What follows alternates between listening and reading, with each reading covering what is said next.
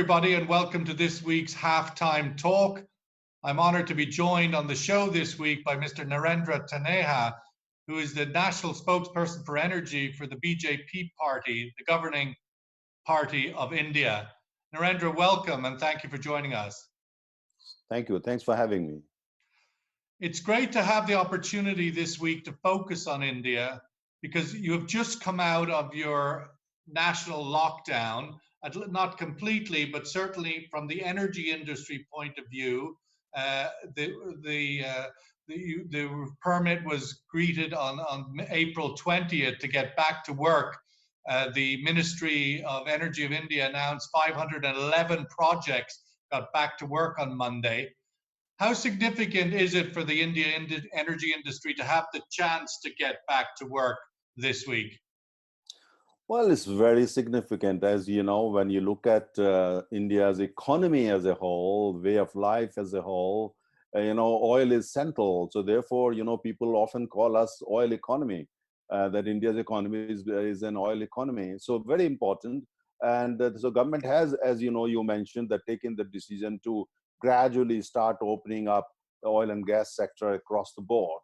And of course, people are still waiting for government opening the transport sector. That's mainly the road when it comes to private vehicles and public transport system, connectivity between various states and also interstate connectivity and so on and so forth. That's people are still waiting. In some states, they want to open it up, as soon as possible, while the federal government has still asked them to wait a little bit more because the top priority of the government at the moment is to make sure that, there is no harm anyway to the life of the ordinary Indian, the ordinary people. Saving lives basically is the top priority for the government.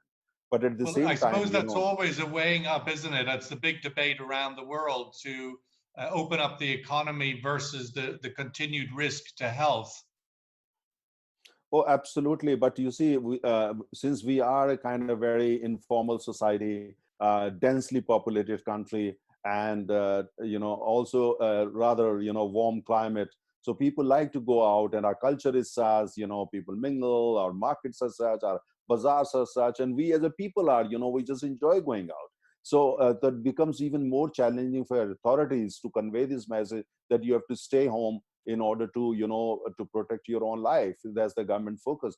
But as I said that, with the summer now setting in, and at the same time, government moving in the direction of, opening up oil and gas sector in particular.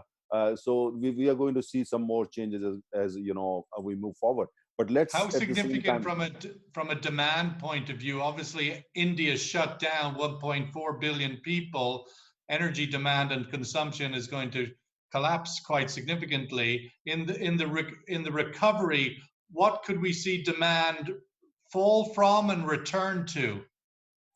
Well, there are various estimates, but one estimates which is kind of more credible is that about demand in terms of destruction is about 35%.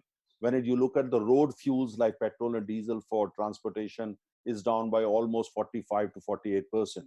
But in India, as you know, India is this kind of capability that India will bounce back in terms of demand for petroleum products practically in no time. As soon as the government comes out with this, notification to lift this thing, then you will find the people will be out. I mean, as it is, people are just waiting for a signal from the government on that. So I think recovery is going to be fast. Do you think it will be a quick recovery? Oh, recovery will be very quick. As soon as the lockdown is lifted, you will see the recovery within 7 days. It's not going to take more than 7 days, because you see everything is ready. People are ready, and the infrastructure, everything is intact and ready. And the government machinery, our oil companies, marketing company, retail company, they're all geared up. So it's just that the instruction from the government lifting the lockdown. That's what we're basing. Kerala, for instance, yesterday announced that they are ready, and actually they decided to go ahead, but the federal government said, no, you're going to wait for a little bit more time. So I think it all depends on the overall situation when it comes to coronavirus. The right now situation is under control, and if it remains so, I think in coming maybe 10 days or 12 days, you will see some states start lifting the lockdown. But as I said, when it comes to coronavirus, nobody knows this creature. So we are all keeping our fingers crossed at the same time. Do you think culturally, from what you've described, that it will be difficult for India to do a gradual unlocking, and that really once you unlock, it's everything or nothing? Not really, because it depends from state to state. There are, if you look at India's map very carefully, we have got practically more than 35% in India where is under lockdown, but there is no coronavirus. We have got large number of districts which are completely free from coronavirus. So, and then at the same time, we are a federal structure. Different states are under the constitution. If they want to go ahead, they can go ahead. And it will depend on the kind of, medical infrastructure they have, literacy rate there, the needs there, the construct of the economy, and component of the agriculture sector there, the manufacturing sector, the other industry, so many. So it's a very extremely complex kind of board we are talking about. So it will differ from region to region, state to state, and whether the region is completely coronavirus free or there are some hotspots and all that. When you look at India's map, there are hotspots mainly in northern part of the country, in western part of the country, and in some part of the east, southern part of the country. There are many parts of India where there is absolutely no coronavirus. So it will not be that difficult. I think government wants to be absolutely sure, which according to me is a very good strategy. And that's why people of India, they are feeling very secure that the government, when it comes to coronavirus and protecting lives from coronavirus, that government is extremely, extremely serious, and the government is extremely strict at the same time. Government is strict and people are loving it. There was some concern in India with the shutdown that you would have to import cooking gas given the sort of closure of the refineries. How has that worked out, and is the availability of cooking gas in India any sort of a challenge during this lockdown period? Well, as it is, we import cooking gas, LPG, and we are kind of heavily dependent on imports, and also we do our own, production as well. But government has made sure when the lockdown is there, but cooking gas is available to every single consumer across the country. So when the trucks and the trains carrying cooking gas, they are giving priority. There was few challenges to start with in some parts, especially in some states in northern and northern eastern part of the country. Coastal areas have been fine. Northern India, by and large, have been fine. But there have been some difficulties in certain parts of the country, as I said, northeast in certain parts of India. But that have been by now addressed, as we have seen that actually demand for LPG has gone up because people are at home, they're eating more, they're cooking more. But that's a challenge. But the companies have so far taken care of it. But in the process, of course, that means that we are importing more LPG than before. In the number of projects that the minister announced yesterday on Monday that would be reopening in India, 511 was the number. Is there any signature headline projects there that are very important that one really needs to get accelerated back to work? Well, the top priority at the moment is, of course, when it comes to exploration production, because that's a top priority. So all those projects have been basically now are being aimed top priority. Movement of machinery, movement of equipment, movement of personnel, movement of technology, for all that, not top priority. At the same time, wherever we are constructing gas pipelines or oil pipelines, so the pipeline evacuation infrastructure, that's been kind of top priority, and that have been prioritized, and all approvals have been given, and they've been basically told to fast track. The same goes for some other projects under construction. So it's across the board, as you know. When you say about exploration and production, Narendra, what is the target for India? What is it currently, and where does it target to get to? Well, the government said we consume roughly 5 million barrels of oil, as you know, that day, and we require, out of that, roughly 86% is imported. But we also import and then refine and export. That's also part of that 86%. So government strategy is to reduce import dependence by 10% when it comes to oil. It's a huge challenge. So wherever, for instance, that exploration is happening or the production is about to begin, or the government want to incentivize, those areas are being given production. Many of these are actually offshore areas, but a few maybe in northern part, northeastern part of the country, in western part of the country, and in Rajasthan, these are on land. So those areas are also being top priority, and also they've been giving a special permission to move their equipment fast so that their works, for instance, done supper and actually is fast tracked to the extent possible. While you have been in lockdown, of course, the world has been contending with a collapsing oil price. And 2 weeks ago, the G20 was called upon in order to bring some sort of collaboration together to try and support the oil industry. And if you like, even push oil prices higher. But of course, India is an oil importer, as you just said. And so these lower oil prices would be quite helpful at this time. How does India navigate that G20 position between supporting a global oil industry, but at the same token, not seeking higher oil prices? Well, you see, ultra low oil prices also worry us, not good for us, like the prices are now. The ultra low prices are in the medium term to long term are not good for India. The same way as, for instance, ultra high prices are bad for India. Right now, what we are experiencing ultra low prices. We're a little bit worried. The impact is going to have, let's say, on economies of countries like Saudi Arabia or Kuwait or Iraq and UAE and Oman and other countries, GCC countries in particular. We have about 8 million Indians living there, working there.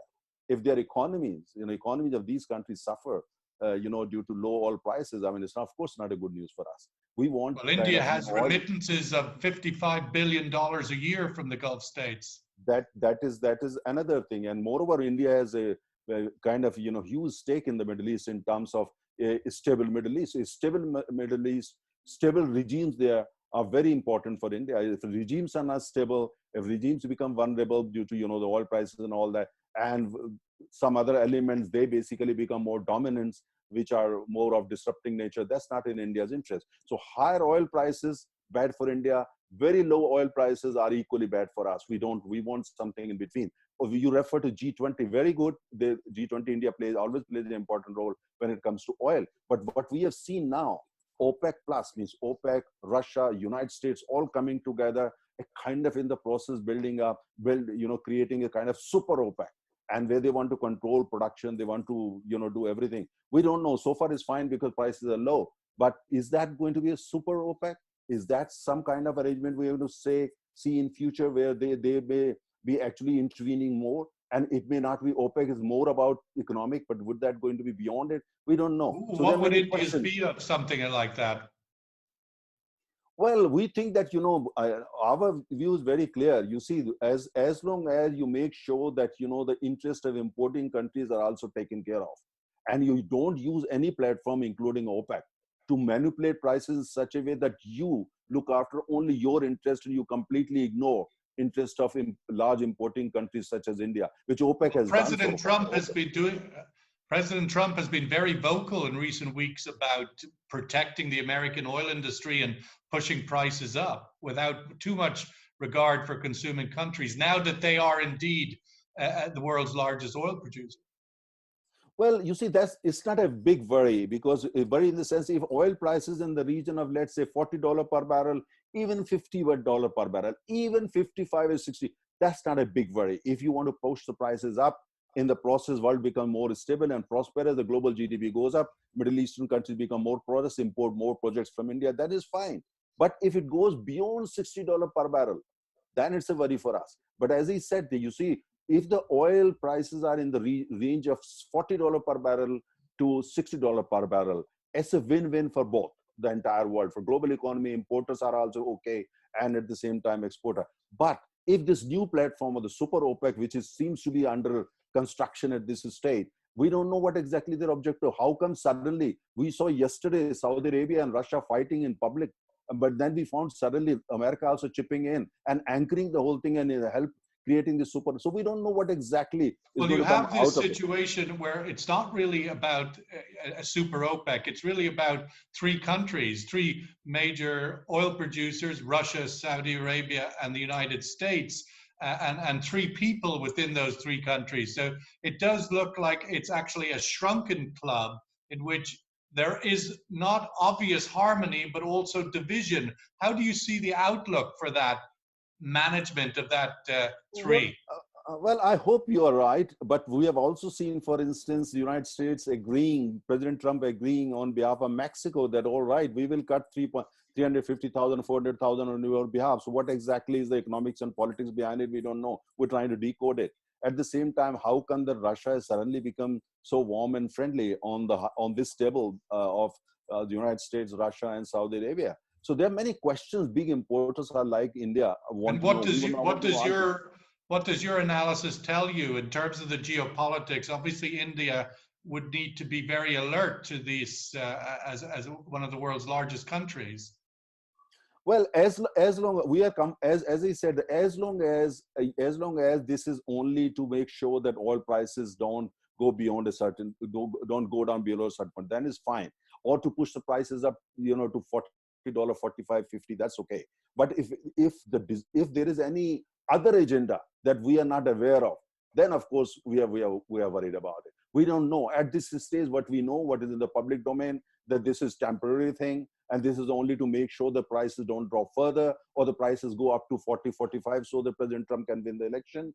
And if that's limited scope, limited agenda, then it's fine. But if there is anything bigger than that, or if it's going to get institutionalized in some form like OPEC, then of course, we will have many questions to ask. Do you think that India would be would welcome the re-election of Donald Trump? It looks like Narendra Modi and Donald Trump are quite friendly. Well, you see, India was equally friendly with our prime minister, also with the previous president, so President Obama. So a Democratic Party and Republican Party. You see, it depends. You meet people in India who like President Trump. You meet people in India who still like President, Obama. So it depends on individual you're speaking with. As political but party, your comment does indicate that there possibly is some geopolitical machinations to help Trump's re-election to keep oil prices up. That this great sort of geopolitical coordination may be to support Trump's re-election. No, we don't want prices up. I don't want to get misunderstood. What we are trying to say is that if oil prices are in the region which are good for global economy, good for our economy, good for GCC economies, and keeps the Middle East stable, that's a win-win for us, a good situation for us. We don't want oil prices to be more than $60 per barrel. That's bad for us.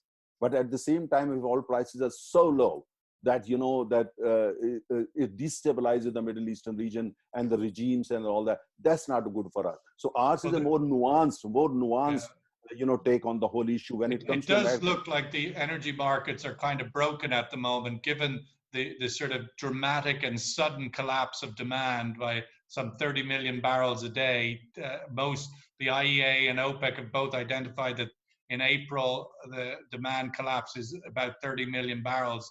Very difficult to see how any market structure can cope with that. My own take is that this is all temporary. I don't think as soon as doctors are able to tell us, that they've got some kind of treatment available, maybe in the next 2 months, 3 months, and vaccine is developed by end of this year, all that. So I think the next year, as IMF have said, the global economy, IMF is talking about global, growth rate at 3% next year. About India, they're talking about 7.6%. So this is all temporary. This too shall pass. And we're not too worried about the medium term to long term. Worry is only about the next 5 to 6 months. And I think within the next 5 to 6 months, situation should stabilize. India is well used to and well resilient to managing great big challenges, as you do every year, every day, really, just feeding 1.5 billion people and getting elections and everything else. It's rather impressive how India gets on with things. The recent news over the last few days about India looking to curb foreign direct investment during the time of COVID, on some concerns that Chinese companies might be looking at swooping in and picking up some good deals. What's your outlook on that? No, this is a measure basically to make sure that India's companies, especially those companies which are, medium size, and that they are protected, because, with the economy being in a little bit rough patch, the prices on the stock exchange be going down, and some of these companies are strategic companies, very important for India's future. Therefore, the government has taken this stand that, when it comes to these companies, if any foreign company wants to buy into these companies, they need to kind of go through the government so that the government knows and the government is in the picture, government is in the loop, and government can keep a close eye on what's going on. So I think this is again for just for not aimed against any country. This is basically to protect these companies, because after 6-7 months, we hope the economy will recover. We will be back on the track. We will be growing again at 8%, 7.6%. I think then there would be no need to have this kind of, the government intervention. This is a temporary intervention, and it's only to protect these companies and India's economy. And do any energy companies fall into that vulnerability? Some R&D companies, medium-sized R&D companies, yeah, and also some startups. Because India is a major a destination for oil and gas exploration, petroleum and natural gas, technology company. Look at Shell, you name it, Halliburton and all these companies. They have all got major R&D centers in India, employing thousands of people. So India is a major, a technology base for majority of oil companies in the world, and it's only growing. What you were saying that it's not targeted at China, but clearly China is one of the big actors that would be looking at this opportunity. Yeah, China has done that. China has even come out with a mild protest and all that, but that's okay. I mean, India kind of is within its rights to protect its companies, especially those companies which we consider are strategically important for our economy, and those companies, because they're not that big, they may be slightly more vulnerable than others. And it's the government job to protect them, because after all, don't forget that these companies tomorrow are going to grow into multi-billion-dollar companies. And as I said, many of these companies are high-tech companies, are finance companies, which we look upon as strategically very, very important for India's economic security. One of the things you mentioned is that obviously you don't like prices of oil to be too low or neither too high. But while they are indeed quite low, would India consider building up its strategic petroleum reserve and filling it up with the availability of cheaper oil? Well, we already have a strategic oil reserve, but that's rather small. It's only for 9 days. So we consume roughly 5 million. So that's for 9 days. It's rather small compared with China or the United States and other large economies of the world. But the way to look at it is, at the same time, we are targeting to go for 40 days reserve or 45 days reserves. But it requires some more capital. We also need to block more money when you put oil in there. But our strategy is to allow other companies like from Abu Dhabi and others to keep their oil there for further exports to Far East and all that. So we were working on different strategy, but yes, that's very much on the focus. But we can't take a big advantage of it, because today we don't have that kind of capacity to store more oil. And at the same time, we have to go along with the other countries. And we feel that, beyond a point, even if oil prices are as low as they are today, beyond a point, you can't really store. You have to play in the market. You have to make sure that, your engine keeps running, the wheel keeps moving. And so we are with the word on that, as I said, but we are aiming to build this strategic reserve capacity for 40 to 45 days. That's very much on the table. With that, obviously, you mentioned ADNOC, the Abu Dhabi National Oil Company, has been a partner in building strategic petroleum reserve facilities in India. They've also been partner with Aramco in the investment in a major integrated refinery petrochemical complex. Are you confident that these projects can survive this very disrupted period? Oh, absolutely. Absolutely. I mean, let's not forget one thing. For India, energy security is all about securing supply. For Middle East, Saudi Arabia or Kuwait or Abu Dhabi, energy security is all about securing demand. So therefore, we are saying that, they should not be looking at India only as a market. They should be looking at India as a partner. And we look upon, Dubai or Abu Dhabi or Iraq, Kuwait, Saudi Arabia or Iran, all these countries as our partner. So therefore, our approach is to build interdependence. Therefore, we are asking Saudi Aramco. Saudi Arabia is already talking about investing $100 billion in India. Similarly, for us, Abu Dhabi National Oil Company. And we are also talking with, Iraq, we're talking with Kuwait and talking with some other companies also. We want them to come and invest invest in E&Ps, invest in pipelines, invest in refineries, use India as a base for re-export to Far East and Asia and all that. We want them to look upon India as a country so that they build kind of interdependence, interlocking. That's what we are basically interested in, that they come here, invest, and they allow also us, our companies, to invest in their E&P asset. We are very keen to invest in E&P in Saudi Arabia, in Kuwait, in Saudi Arabia, and all those countries. So not great success so far, but we want to build this kind of interdependence where we can go and invest the upstream assets, and they can come to India and invest in across the chain, including upstream if they see some opportunity, but of course in midstream and downstream mode. As we wrap up, Narendra, just welcome some comments about where you will be looking for the rest of this week. Obviously, India just started reopening its economy on Monday. There's restarting of the energy industry. What will you be watching out for over the rest of the week to ensure that India's recovery or reopen goes well? I think, the steps that we have already announced, we want to make sure that, especially when it comes to oil and gas sector and certain other sector, the decisions which have been taken, that is all smooth, that, the movement is happening, that these projects have restarted, that the movement, equipment started moving and the people are back on job, that they're facilitated, that they have all the permission that they need in order to get back to the job from different parts of the country and even overseas. So that's top priority for us. And the second thing is also to make sure that, the capital is available to them, and those other associated areas and ancillary areas, those also open up. The top priority is basically to bring the economy back on the train, back on the rail. Right now, it's about close to 48% to 50% is functioning pretty well. So now idea is to go for the rest of the 50%. But this is going to be a gradual step in consultation with the doctors and health experts. Because as I said earlier, the most important thing is to save lives. How dependent is India's recovery or reopening? There's a lot of talk about China's reopening being very dependent on the rest of the world. What about India? If you reopen, but the rest of the world remains in lockdown, what's the impact of that paradigm? Well, I think, India is a large country, and our top priority, therefore, is a continent. So therefore, the top priority for us is to first open up internally.